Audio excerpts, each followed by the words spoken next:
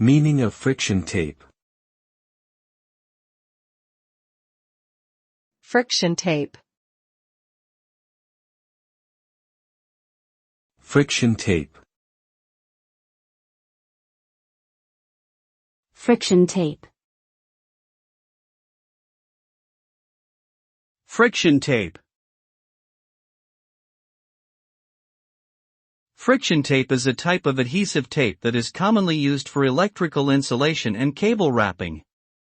It is made by applying a layer of adhesive onto a fabric backing, such as cotton or rayon, which makes it resistant to abrasions, moisture, and high temperature.